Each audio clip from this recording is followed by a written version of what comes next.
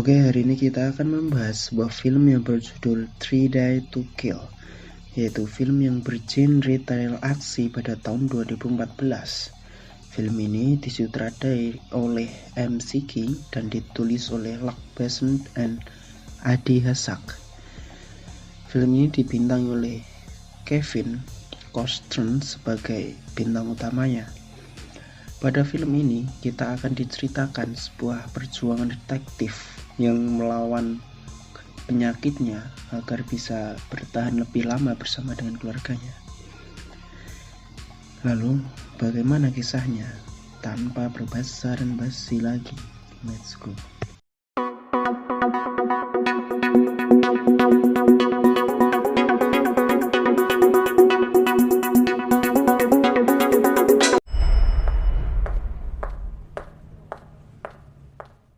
Di markas besar CIA, seorang agen yang bernama Vivi sedang membahas sebuah kasus penjualan senjata ilegal. Lalu atasan Vivi memberikan informasi padanya bahwa penjualnya bernama The Wolf, tapi tidak ada informasi satupun tentang The Wolf. Yang mereka dapatkan hanyalah informasi dari tangan kanan The Wolf, yaitu Albino.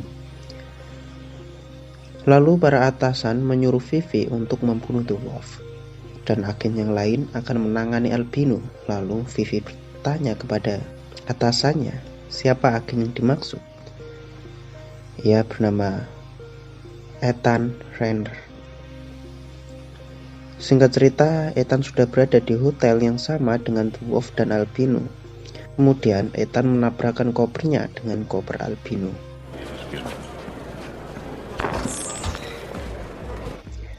Ternyata ia sengaja karena ia ingin menyeken isi koper Albino. Lalu salah satu anggota Ethan ketahuan oleh Albino. Kemudian terjadilah adu tembak di sini.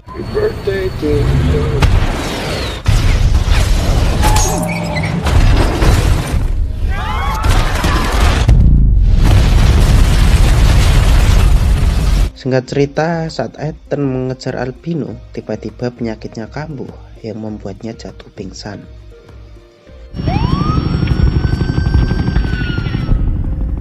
Dan Albino pun berhasil kabur. Dan ternyata di sini Ethan mengidap kanker otak.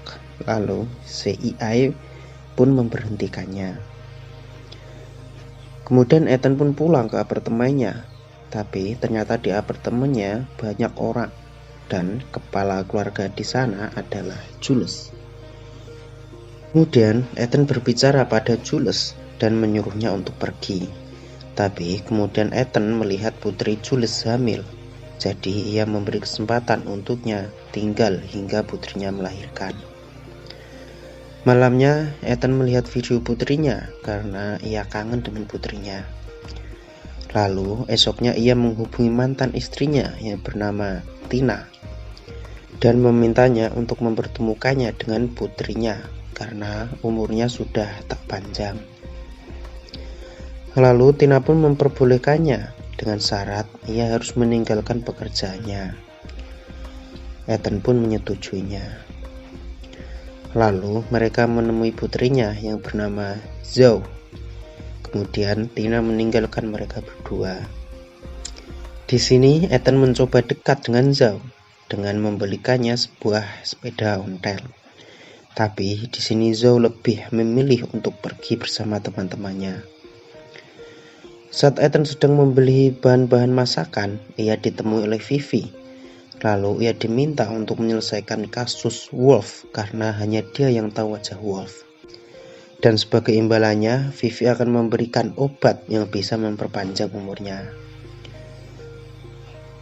Dan Ethan pun menyetujuinya. Kemudian Vivi menyuruh Ethan untuk membunuh anggota Wolf dan menyisakan satu orang untuk mencari informasi. Tapi di sini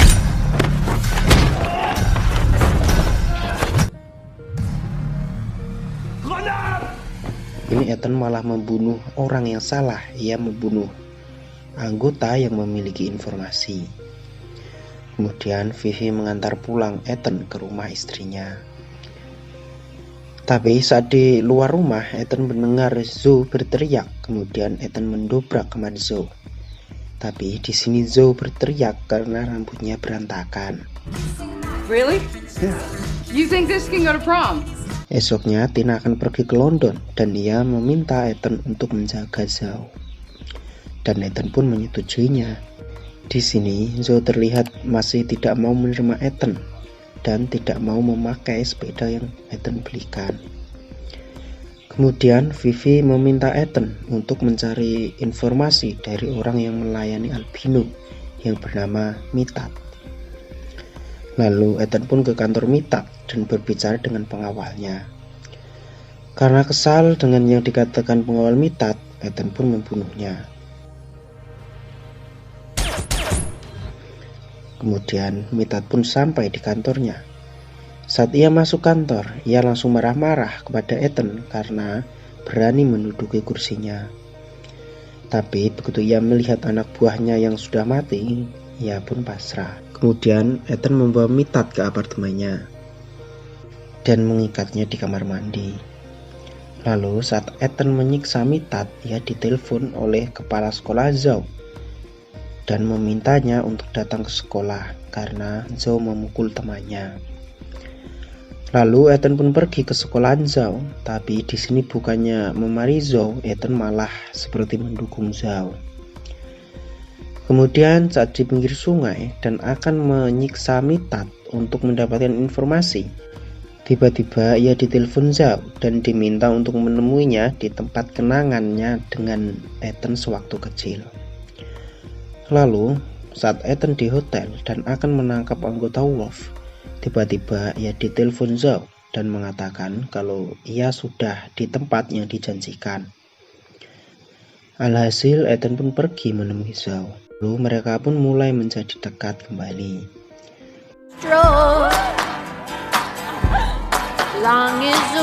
Lalu Zhou pun pergi dan mengatakan kalau ia akan menyelesaikan tugas sekolah dengan temannya. Kemudian Ethan pun pulang dan memeriksa kamar Zhou dan ia menemukan chat Zhou dengan temannya kalau mereka akan ke klub. Seketika Ethan pun menuju klub tersebut dan di sana Zhou akan dilecehkan oleh beberapa pemuda. Seketika Ethan pun menghajar para pemuda tersebut dan membawa Zhou. Lalu pagi harinya Ethan memarahi Zhou, tapi Zhou tidak mengingat kejadian semalam. Lalu Ethan menyuruh Zhou untuk pulang menggunakan sepeda yang ia belikan. Tapi di sini Zhou tak mau karena ia tak bisa mengendarainya. Lalu Ethan pun mengajarinya.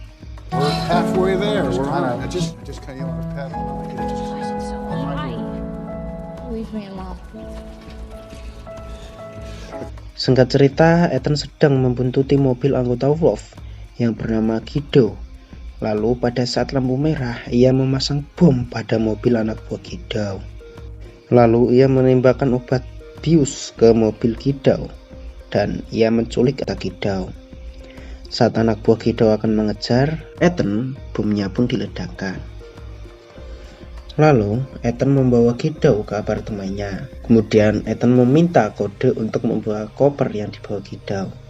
Kalau Guido tak memberitahunya dalam hitungan ketiga, maka Ethan akan menyiksanya. Tapi saat baru hitungan sampai kedua, Zhou menelponnya untuk meminta resep spaghetti. Karena Ethan tak tahu resepnya, ia pun meminta bantuan Guido. Karena kebetulan Guido di sini adalah orang Italia asli. Lalu Ethan memberikan koper yang dibawa Guido kepada Vivi. Sepulangnya ke apartemen, ternyata Putri Jules melahirkan dan Jules berkata pada Ethan kalau keluarganya akan meninggalkan apartemennya. Tapi di sini Ethan berkata kalau perkataannya sebelumnya hanyalah bercanda dan ia boleh tetap tinggal di apartemennya.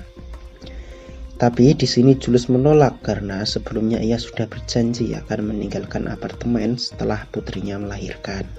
Dan di sini Ethan merasa bersalah karena ia telah membuat keluarga Jules pergi dari apartemennya.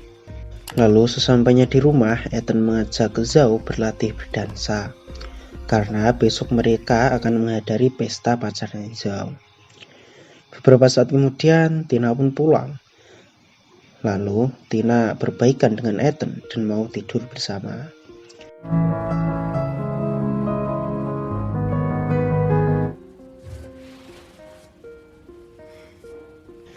Paginya Ethan mengejar mobil yang di dalamnya berisi Wolf dan Albino.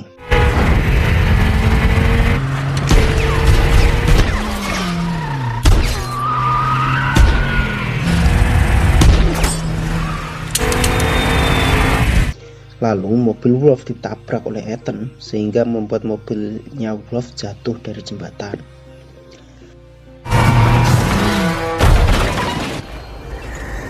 Lalu Ethan mengejar Wolf, tapi tiba-tiba penyakitnya kambuh dan ia tak sadarkan diri. Kemudian Albino datang dan akan menabrakkan kepala Ethan ke kereta. Tapi seketika saat kereta sudah dekat, ia tersadar dan melemparkan Albino sehingga Albino lah yang mati. Kemudian ia pun kembali pingsan. Lalu malamnya Ethan beserta Zhao dan Tina pergi ke pesta pacarnya Zhao. Tapi di sana ternyata juga ada Wolf, karena Wolf merupakan teman ayahnya pacarnya Zhao. Lalu Wolf berencana untuk membunuh Ethan, tapi tak berhasil, malah Wolf lah yang akhirnya dilumpuhkan Ethan. Tapi saat Ethan akan menembak Wolf, tiba-tiba penyakitnya kumat. Lalu Vivi pun datang dan mengobati Ethan. Kemudian Vivi menyuruh Ethan untuk membunuh Wolf. Tapi di sini Ethan tak mau karena ia sudah berjanji pada istrinya kalau ia akan berhenti.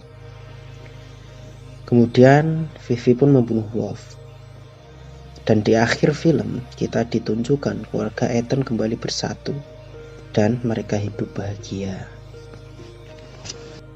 Bagi kalian yang suka alur cerita dari 3 Days to Kill, silakan kalian. Dan sampai jumpa di next video.